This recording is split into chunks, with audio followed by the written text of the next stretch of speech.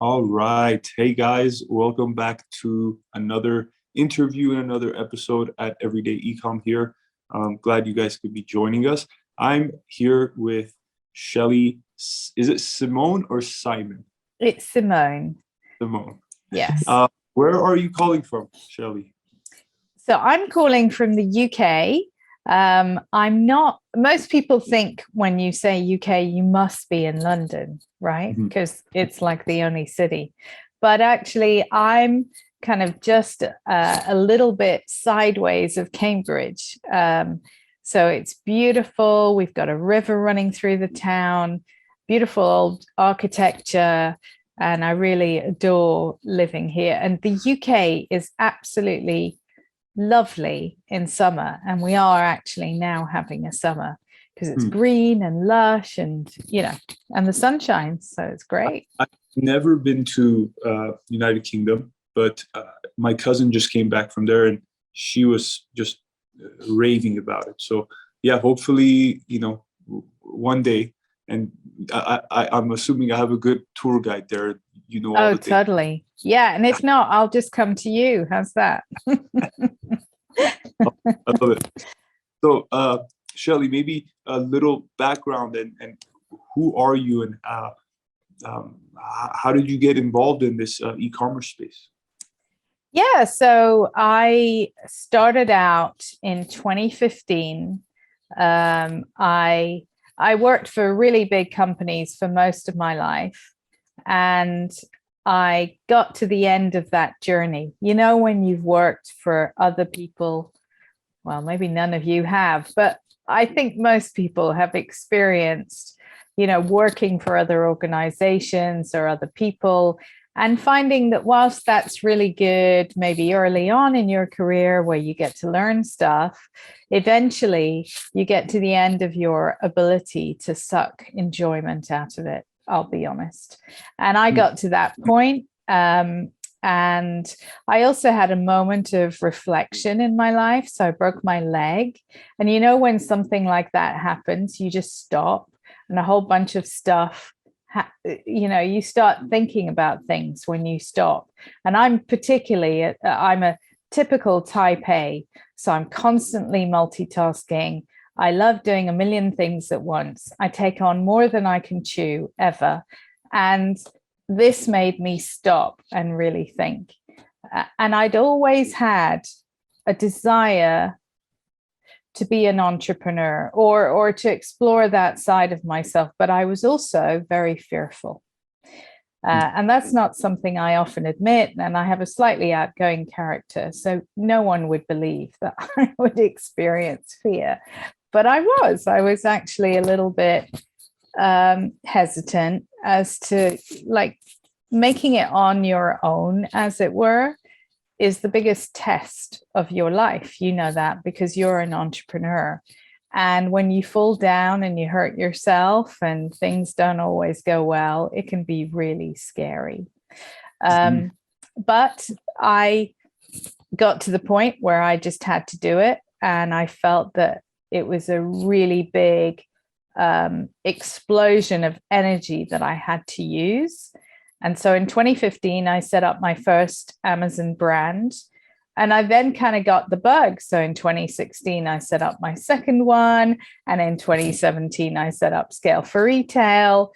And these days, it's a muscle that I find super, I come up with product ideas in the shower these days, all these kind of things. So once you do it, and throw yourself into it, you turn into a different person, or you uncover a side of yourself you've never seen before. Yeah, I always say entrepreneurship is, for me, and from what I hear from other people in my network, is the greatest self-discovery journey. And I think that's what everyone is seeking in one way or another. Some people might not know it, but this kind of uncovers it and puts you on a fast track. So I resonate with that. But I'm curious, why e-com? Was it something that someone said? Did you do your research online and land on a video? A lot of people say Amazon.com or Amazing.com. But what was it that kind of went into e-commerce, and why not something else? Okay, so we've always been involved, and I say we because I did start the business originally kind of through my husband and with my husband. And we've Mhm. always been involved in property. It was always something that we did a little bit on the side. When other people spent their bonuses, I put down a deposit on another place. That was Mm, just the way that I decided to hedge my bets in life. mm, And we were involved with this property organization that also took the ASM course and brought it to the UK. And they were running these discovery days, and me sitting there with my crutches, I listened to this amazing guy talk about the Amazon opportunity, which it really was in 2015. And that's it. I was hooked. I like it. That's so interesting. A lot of people, again, go through that where they hear something from someone, and a lot of courses and gurus and stuff have bad names, and for good reason. But Yes. a lot of people have to go out there and kind of show, like, hey, this is here, this is an opportunity. Go out and get it. And there's windows of those opportunities. And not to say Amazon is closing, but it's definitely harder than 2015. Totally. Yeah. I mean, so this is a shifting platform, and it's a bit like standing on a piece of carpet and then Amazon come and take the rug out from under your feet every single year. Lately, probably 2 or 3 times a year. And so you do need to stay awake and very alert to what's going on, and you need to somewhat predict some of the future changes. I mean, no one could have predicted what COVID would do to the supply chain.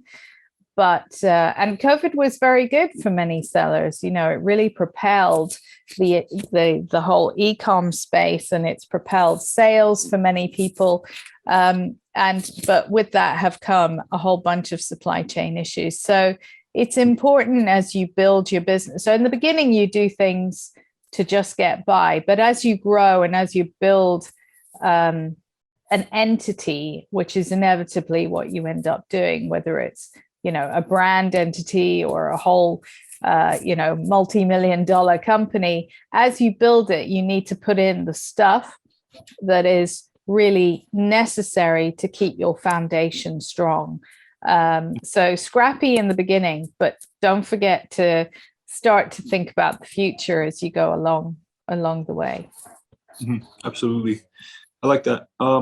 Maybe shifting gears here, when as you're starting and getting these products up, selling, and kind of learning as you're going, was there a uh, driving purpose or this mission that kept you going? Whether that might have been physical products, whether that was scale for e-tail in 2017 as you started. Was there kind of this purpose of like, okay, here's why I'm doing this. Here's why we're doing this. If you can walk us through Yeah. that. So getting started with ecom and getting into the whole ecom space was actually more about my personal journey. Like I said, I'd been a bit fearful. I didn't know if I had the whatever you need in order to make it. So there was a real personal journey for me to prove my worth, if you like, to prove my value, to prove my ability to create a business and create some wealth, not just for me, but for the people who ended up working with me on this endeavor. And that was important to me. I'm not sure why. I think it's because I was always somebody else's employee, and Mm, trying to see whether you can lead and master things mm, was actually quite important to me. But scale for retail was completely different. Scale for retail was something that was much more about. So my original career was in people and people development and talent development. And so mm, my overriding desire, if you like, as a human being in terms of what I contribute to the world, is to fulfill potential for other people. So I think the greatest gift we have is whatever our inane talents are, and the greatest sin that we could commit is not to use them and develop them to their fullest extent. So I spent most of my life and my career all, focusing on how do you develop other people's talents, other people's ability to grow and fulfill their needs and fulfill their motivations and use all of their resources. And so I always go back to that, obviously, even though I departed for a period of time on my own personal journey of growth and to see whether I could do it. Yeah, I really like that. And it's funny how it's coming full circle where, right. And I've worked, and I know like 99% of entrepreneurs have worked for someone, even if it's for a brief period of time. We've done that. So it's like, yeah, working for someone, and most of the time it's that drive has been like, or the boss has been a prick, they've been mean, just like there's a conflict. But yeah, there's something within me too, where it's like, I want to be the best boss to lead them. And then there's principles around that, servant leadership, leading them. It's we work for them, not the other way around. A lot of things around that where it's part of the journey too. It's not just about us at that point either. And again, the more the business grows, as I'm seeing it, the more it's not just me. There's way too much going on, and everyone needs to be happy and share the vision, row in the same direction. So it's funny how it comes full circle now. Where the bosses have even more responsibility, duty to realize and fulfill the other people's potential. I really like that. Yeah, totally. Absolutely. So I guess within those lines, as a company, as a unit and organization for you guys, what's the goal for the next 12, 24 months? I know it's uncertain times, at least in the US. I don't know what's going on in the UK, but it seems like everything is kind of a question mark. But what's kind of your guys' goal for the next year or two? Yeah. So, hey, look, there's massive uncertainty everywhere. And just one thing I will say, that one of the things that I learned a lot about as I grew my ecom businesses was how you actually need to develop certainty for other people.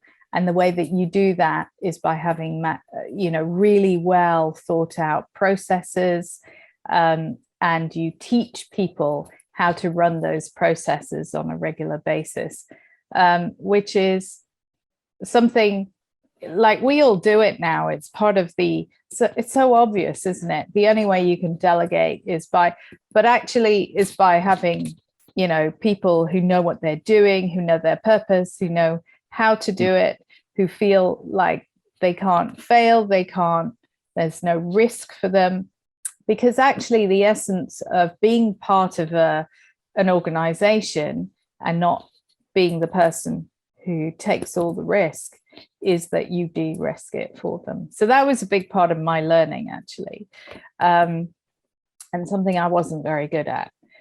So I did have to go through that. But getting back to your question about, so I sold my own ecom businesses last year, and Scale for Retail is now my 100% job, whereas before it was this thing I started on the side, and it was a bit of a hobby, actually, and a very altruistic one. It was all about getting all these amazing speakers and education for the community. And it served me as well, because I realized that we all need like an elephant burger of content once every couple of months if you're in the ecom, because that's how much everything changes. And actually, that's the only way to stay abreast of the next thing that you might need to implement in your business. And the community has changed enormously in the past couple of years. So for me, the challenge is growing the audience, because of course, a lot of other people have done what I've done. They've sold to an aggregator, and many of them have moved on. And then there's another strata, if you like, of of the audience that have struggled with the supply chain issues and sourcing products out of China, and their margins have disappeared. And so their businesses have been so tough, I think, that some people have departed the market and decided to go and do other things. It's not easy to be an e-com seller, and it's not easy to be an Amazon seller either. It actually takes quite a bit of experience to succeed and an element of luck, because every single person that I've ever spoken to who's running a massive business on Amazon, when you ask them what their first product was, they were lucky. They hit on a great idea. They did the thinking. I'm not saying they didn't work very hard. I did too, but they struck a vein of gold. And so they were rather lucky. And then the rest is about proper leadership and building. Of course it is. But for that first moment, if you don't find that vein of gold, or if you don't hit on the right products, or you don't understand how to manage your margins, because ultimately you have to build a profitable business. It isn't just about vanity numbers. I mean, if you can sell 1 million, but you can't make very much, there's almost no point trying to do that. And, any retail business is very tough to do from a margin perspective. So one thing that did serve me is, I came from a business background. So I did understand about financial models and business models and making sure that you measure the numbers and data and how you manage data. And so from the get-go, when we found that we'd got into the wrong product, and we did, the first products that we launched, we decided within 3 weeks that we couldn't continue to invest in them because we made a terrible mistake.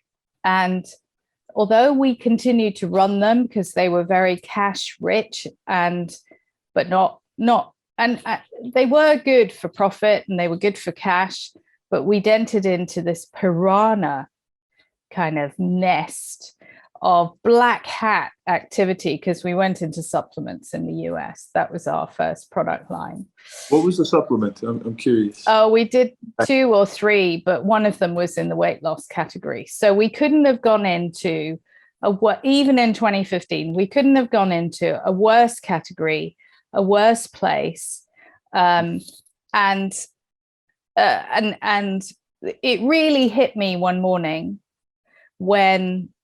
so this was by our second year. We were in China trying to source products for the next brand. And I woke up and looked at, because I always used to check, are we still on page 1 and where are we on page 1? Because we worked really hard to get there. And someone had just shit bombed every single listing, apart from their own, of course. And so it was clear who'd done it. And what they'd done is they'd gone into every single competitor, myself included, and must have bought 10 1-star reviews. So everybody on page 1 of this category suddenly, and they're still on page 1, but not for long, obviously, suddenly is sitting there with ratings that have really tanked. And yeah. And so, like I said, within 3 weeks, we realized it was going to be a really tough ask to stay in that category, but we continued to run it for about a year or so. And in the process, we had to learn all about the black hat tactics that were going on. And that's partly why we abandoned it. We did not want to run. And I certainly would not, I went into it because it was all about health and wellness and all this kind of stuff. And I really wanted to give something back. And I love reading ingredients and labels. And I wanted to get into formulation. And it was obvious that this was going to be a category where if you don't know the latest black hat measures and you don't have some click farm sitting somewhere in the world, you may never see the light of day. And that's terrible. Trying to, I could never run a business on that basis. It just, it feels awful. Yeah, that's kind of been the dark side of Amazon that's It still happening has. today. I know it's gotten better and they've done a lot of cleanup, but there's still a lot of those competitors. And that's why I think so. My first product was a Bluetooth headphone in Oh, 2014. yeah. Different space, but similar tactics. And obviously, the product itself became an issue. We had some defects and damages, but lesson learned. That from that point, and as everyone again has made the mistakes in this business, no one is exempt from that. But as I'm learning this and I'm kind of seeing what's happening in my own journey, in our company's journey, and then as we network and same people are talking about that, it kind of clicks that we can't just be on Amazon. And I preach this constantly to Totally. it's not, this is a brand that if you're, for example, going into health and supplements, sure, Amazon is a great platform to sell and a great platform to find your buyers and your customers and your top customers, but they can't just stay there. And I think that's even a harder thing to figure out as e-commerce sellers. It's not easy in the least, but I think those are the companies and the entrepreneurs that stand out even more. Is the internet is bigger than Amazon. If we're utilizing Instagram, Twitter, TikTok, Facebook, Discord, Reddit, Quora, there's so many things that our customers are there and they're communicating and they're talking. They have their issues. They want brands to come and solve them. I think that's where we can come in. And again, I know Amazon is a big platform, but a lot of the sellers get hung up on, okay, I'm going all in here. Sure, their sales are there, but there's so much that is outside of our control on that platform. So much. And it's like, I've gone through account suspensions. I've lost over six figures. And I know people who've done that. So it's like early on, I did see that. And again, that makes it even harder to go into different platforms, but it's just so much more necessary. Do you guys see that at all with your clients and the network at Scale for Retail? Oh, yeah, totally. I mean, one of the things that we're really focusing on this year with the Scale for Retail education program, if you like, and we started doing this back in 2018, is moving the conversation away from Amazon and Amazon specific tactics and hacks, because there's only so much of that you can consume, onto how you do all of the other things that you need to do to be a full 360-degree e-commerce entrepreneur. So yes, it means running your own website. It means sometimes it means even getting your product retail ready if it's that good, and making sure that you cover off what you're doing on with Facebook and with all of the other social media outlets that might support your business and your message depending on your brand. And that was the one thing that I picked up on within. So like I said, we decided to, even though we launched in that category and we stayed there for a little while, within 3 weeks we went on this really important mastermind and understood that what we needed to do was focus more on building a brand and finding a niche that was going to be more forgiving for those of us that weren't affiliate marketeers, out of the womb. And so we pivoted and launched a gift brand. And this was in October. And within about 3-4 weeks, we designed a completely new product in the gift area. And then we had an amazing Christmas, because obviously you would with a gift brand.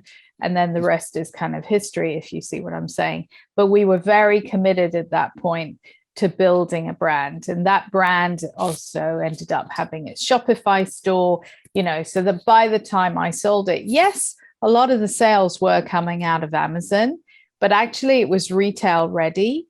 And that was an ambition I never quite managed to fulfill, but I know that my buyer could see that, and they're taking it into retail. And the website sales, whilst they weren't massive, they were regular, and so they added to the whole proposition. And it was important that we had an email list, and it was important, that we had the ability to communicate with our customers outside of just Amazon. And it was one of those products, actually, in the end, where you'd see people coming back year after year, coming back to buy it, because it was really quite popular and successful. And that was built on, a real brand positioning. And then the second brand that I launched, which was a kitchen brand, had a really clear brand image. So I think in order to launch your business initially, Amazon is where you should start, because there is a massive audience there. And if you start with not a lot of money in your pocket, not that you should start with nothing, you do need to have a base level of investment.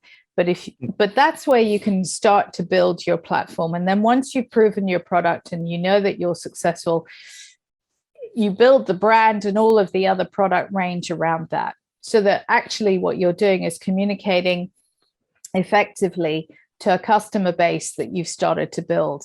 And actually, that's what a brand is. It's a customer base that you can sell to again and again and again and again, because they love, what you did the first time. And so that second brand also, had really clear packaging. There was a really clear brand avatar. So it's really important to understand where you're heading, even though you might start off scrappy, like I said, and even though you might start off with Amazon as your platform. Inevitably, you have to bite the bullet and say, so how am I going to grow my business? Through Facebook marketing, through my website? How am I going to own the customer?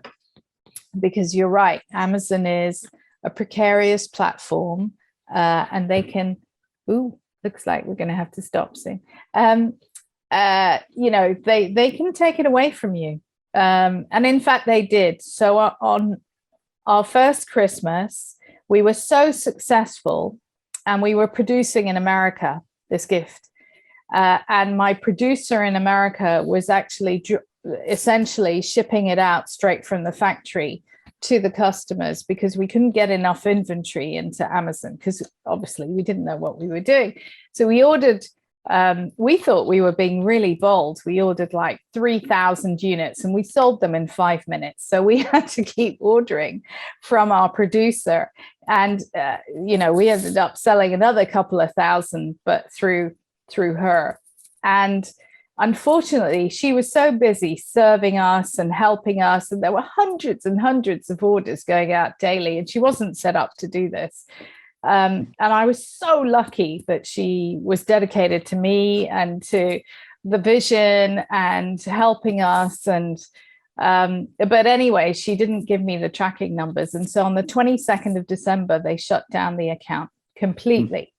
And I've only been going 3 months at this stage. And I was absolutely distraught. It didn't matter, that they had all my money and all this kind of stuff. It was more about, oh my God, you've taken this away. I'm only just starting to enjoy this. And it was hard work. So I can't say I was kicking back and smoking a cigar at this stage. But, I was beginning to see, wow, there's an opportunity here. And it just got taken away. But luckily, because of my corporate background, once I'd kicked the cat, proverbially, I don't have a cat, but, once I addressed the stressful nature of the situation, I sat down and wrote a proper looking plan of action, because I know that that's what Amazon wanted, because I have enough of a background working for big companies. And I used the right language, and I came up with a 10-point plan of action for how this is never going to happen again, ending with, I'm just never doing FBM again. And, and they reinstated us, thank goodness, within 48 hours, because my sanity would have disappeared if they hadn't done that for me. So very lucky. Yeah. Again, I know a lot of sellers that have gone through Amazon horror stories. Even to this day, there's just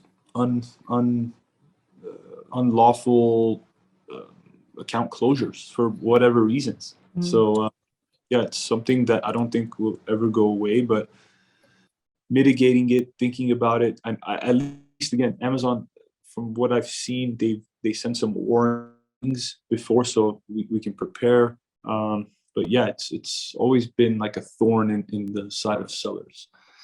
Yeah. I guess kind of wrapping it up here, what would be your 3 top takeaways, either from your journey that you can share, that these are part and parcel to be successful as an e-commerce seller, as an Amazon seller, or your 3 tips, the 3 of the biggest helpful things that we need to do as Amazon sellers in order to be successful?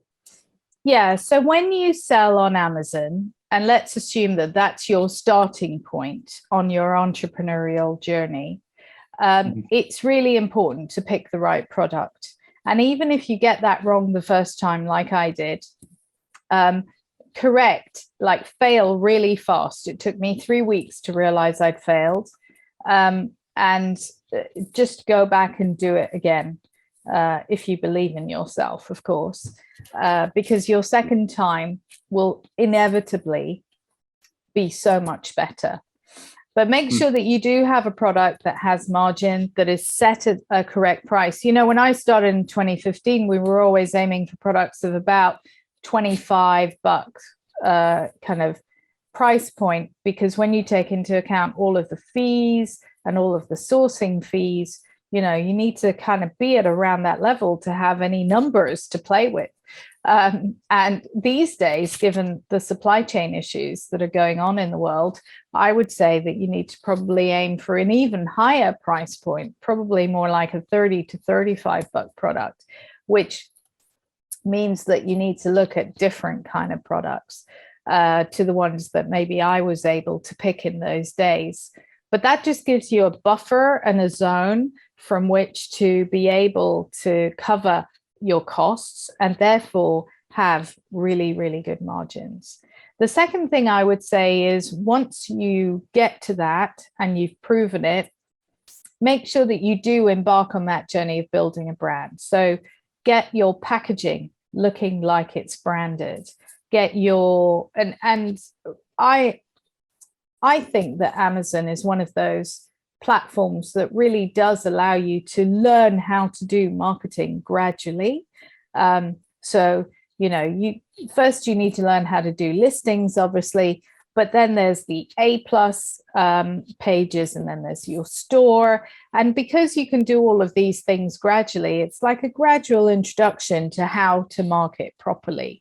But it is important to have, I think, a good brand message, and you express that also through your packaging. So it's really important to dress your product so that it impresses. So many of the Amazon people who I went on this mastermind in my early days where they said, oh, just stick it in a brown box and put a paper bag over it, or a plastic bag over it. And if you think about what that is as a customer experience, because really you don't just want to reach the customer on the page and then get their click, their buy. You want to be able to develop that long-term relationship and get the customers to come back to you, particularly if you're building a series of products based on a brand where the audience is the same thing. So to capture that audience, you've got to think about what's going to wow them. And actually, it's really cheap to potentially wow them with the way that your product is delivered to them and give them an experience of kind of being with you, if you like, on your vision. And then when you get really good at all of that, go out there and build your brand outside of Amazon as well. But so it's important to have a plan. It's important to know your numbers. It's important to know margins. It's okay to invest more money than you might get back in the early days. In fact, you almost certainly have to do that. But what's not okay is to launch products that don't have inherent profitability in them. So it's really important to know your numbers and not to just wing it on. So you can wing it on your first ideas, obviously. You can wing it on like a few things, like your initial inventory, like your first couple of shipments. There are so many things you have to wing it on because you're in a learning phase. But eventually, you've got to pick up the processes and the lessons and learn from all of that and professionalize as you go. I like it. Very helpful.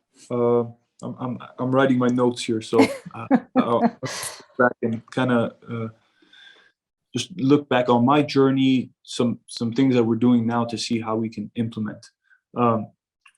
How can people connect with you? And thank you so much for walking through your journey. But how can people connect with you if they have questions and want to kind of dig further into this? Because we're taking 7-8 years and compacting it into 30 minutes. I but know, aren't we? Yes. Where can people find you and connect? So first of all, the scale for e-tail, so 1R website exists. We also have a Facebook group. We also run webinars every single week, which are open to anyone who wants to join them, and they're completely free. And we bring speakers into so it isn't just me, just in case you didn't enjoy hearing my voice. It's, we bring other speakers, other people with massive experiences to teach and to educate and to provide real learning. And then if you like what you see, we also run some masterclasses. And if you're ever in London, of course, you must attend one of our events because they're guys, so you guys heard Shelly's story, her journey in e-commerce, also scale for e-tail and what she's doing with the community of Amazon sellers. We can't do this by ourselves. There's too much information that gets transferred within the months and things that change. If you guys want further details and all the latest things of what's happening in e-commerce, I'll leave all of the links below in the YouTube description, and feel free to chat with her. Shelly, is it okay to leave your Facebook link too if people want to chat? Absolutely. And actually, so one of the things I love to do is help people, as I said. So I also do some coaching and support people. I was very geeky around certain areas of Amazon, like listings and how to pull your brand together, and everything creative around product marketing. So one of the things I discovered actually doing an Amazon business is I think I'm really good at product design and packaging design and all of that side of things. And I have to acknowledge I'm really bad at YouTube and digital marketing and everything associated with being a great marketeer outside of Amazon. So in my next business, I must partner with someone who's good at what I'm not good at. You know what I'm saying? So that is one of the things that you really come to grips with when you're an entrepreneur. The stuff that you're never ever going to really master, and how you must find that other partner in life to be able to do that with you. Absolutely. And hopefully, who knows, maybe there's some people watching right now and are commenting who are great YouTube exactly geeks, but they don't know branding and design. So yeah, guys, if you have a super strength and a superpower in your own field and want to share it, again, feel free to reach out to Shelly, myself. I would love to do this again down the line, and again, maybe go stick to a specific topic, go deeper, and just see what our audience wants and how else we can help them. Because I know you and I both want to help and not just keep things to ourselves, but really see what's out there and how else we Yeah, can further advance. absolutely. Yes. And thank you. Thank you very much for giving me a voice. It's been Absolutely. very nice. Thanks for being on, and we'll definitely connect soon.